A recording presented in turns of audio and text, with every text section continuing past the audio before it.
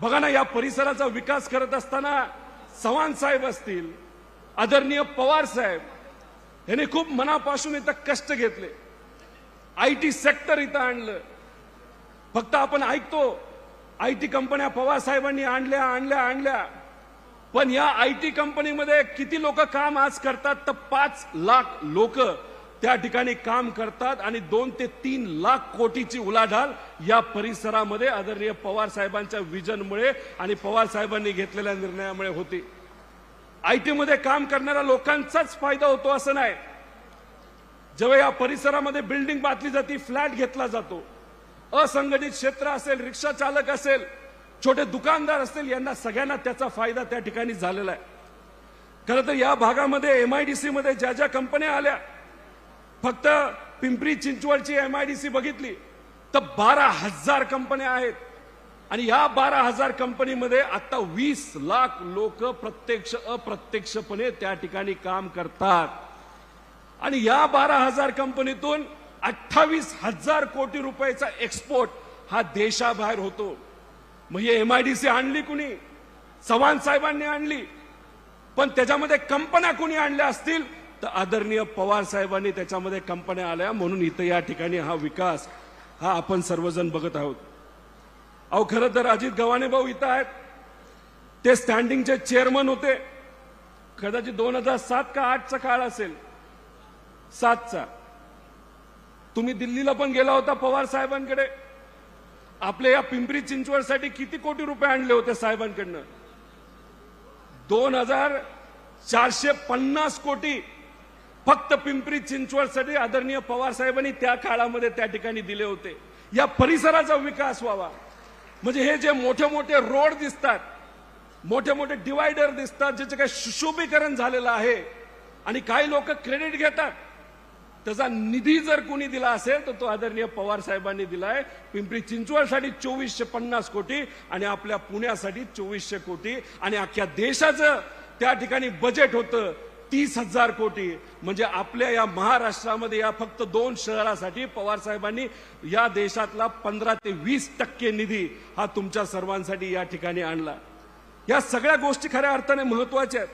जेव्हा केव्हा या परिसरामध्ये अडचण आली, पवार साहेबांनी पुढाकार घेतला. एखादी स्ट्राईक झाली असेल, एखादी कंपनी बंद होत असेल, कुठल्याही मोठ्या व्यावसायिकाला अडचण आली असेल, एखाद्या युनियनला अडचण येत असेल, तर साहेबांनी त्या ठिकाणी पुढाकार घेतला आणि त्या अडचणी त्या ठिकाणी सुटलेल्या आपण सर्वांनी बघितल्या. तुम्ही आपण सर्वांनी अभ्यास केला पाहिजे. 2014 नंतर या शहरामध्ये काय असं नवीन घडलंय? फक्त एक गोष्ट घडली, तो म्हणजे भ्रष्टाचार झालाय. अहो, कसला भ्रष्टाचार ऐकून मी वेडा झालो. टीडीआर घोटाळा 650-700 कोटीचा इथं झालेला आपण सर्वांनी ऐकलाय. महापालिकेत रस्ते व गटर सफाईच्या टेंडरमध्ये 250 कोटीचा भ्रष्टाचार झालाय. तसंच पिंपरी चिंचवड जॅकवेल त्याच्यामध्ये 150 कोटीचा. पिंपरी चिंचवड पालिकेत YCM रुग्णालयामध्ये लॉन्ड्री मशीन घेण्यासाठी भ्रष्टाचार तिथं झालाय. अहो, 1 कोटीचा कुत्र्यांचं ऑपरेशन करण्यासाठी सुद्धा तिथं भ्रष्टाचार झालाय. म्हणजे या दोन्ही शहरामध्ये काही नेत्यांनी ही दोन्ही शहरं वाटून घेतली. हे शहर तू बघ, हे शहर मी बघतो. कुठलाही कॉन्ट्रॅक्ट असेल तो आपणच करू. आपल्याच ठराविक काही मलिदा गँगच्या लोकांना आपण मोठं करू.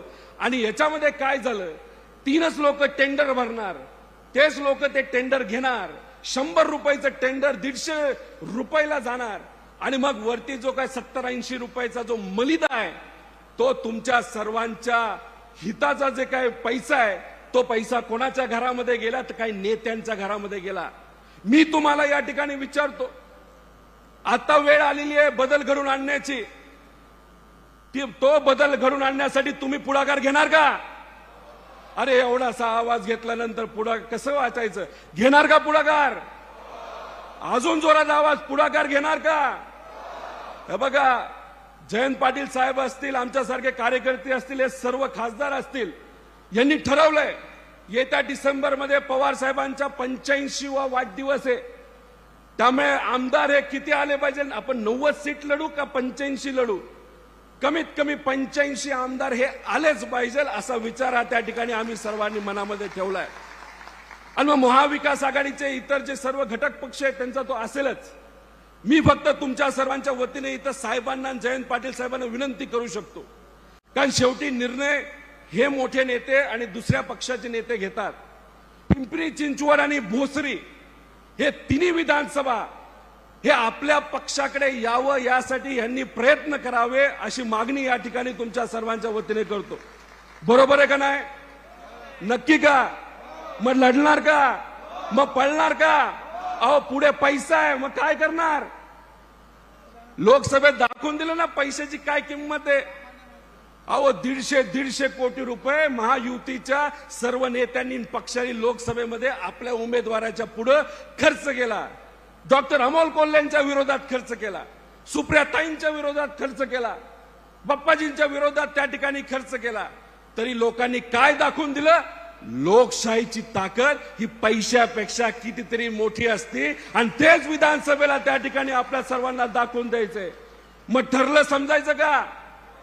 पण संकल्प फक्त विधानसभेचा नाही, महापालिका विधानसभेनंतर येणार आहे. तिथं सुद्धा कमीत कमी आपल्या विचाराचे 85 नगरसेवक हे आलेच पाहिजे. यासाठी सुद्धा त्या ठिकाणी आपल्या सर्वांना प्रयत्न करायचे. त्यामुळे अजित भाऊ असतील हे लढणार आहेत, ज्येष्ठ नेते तुषार असतील त्यांनी संघटनेमध्ये चांगल्या पद्धतीने त्या ठिकाणी पुढाकार घेतलाय. विशाल काळभोर असतील, विशाल वाकडकर असतील, तायडे साहेब असतील, मयूर असे सगळ्यांनी त्या ठिकाणी निश्चय केलाय आणि नक्कीच येत्या इलेक्शनमध्ये खूप मोठ्या प्रमाणात बदल झालेला त्या ठिकाणी आपल्या सर्वांना बघायला मिळेल. मी जास्त बोलत नाही, 2 मिनिटांमध्ये माझं भाषण संपवायचंय, कारण पुढे जयंत पाटील साहेब आणि पवार साहेब त्या ठिकाणी बोलणार आहे. फक्त राज्य लेवलला काय चाललंय हे तुम्हाला थोडक्यात मी सांगतो. मी असेल, जयंत पाटील साहेब असतील, आमच्यासारखे जे आमदार असतील, त्यांनी या सरकारचा कमीत कमी 50,000 कोटी रुपयाचा भ्रष्टाचार हा बाहेर काढलेला आहे. MSIDC याच्यामुळे 12 ते 14,000 कोटीचा भ्रष्टाचार झालाय. सार्वजनिक आरोग्य जे आपल्या सर्वांसाठी गरिबासाठी महत्वाचं असतं, अँब्युलन्स मध्ये 6,000 कोटीचा भ्रष्टाचार तिथं खेकड्याली केलेला, खेकड्याली त्याला सुद्धा त्या ठिकाणी आपल्या सर्वांना उत्तर हे द्यायचंय.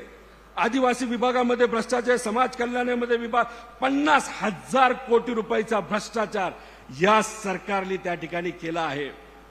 आणि मग काय करतात? ही योजना आम्ही बहिणींसाठी आणली, ही योजना भावांसाठी आणली.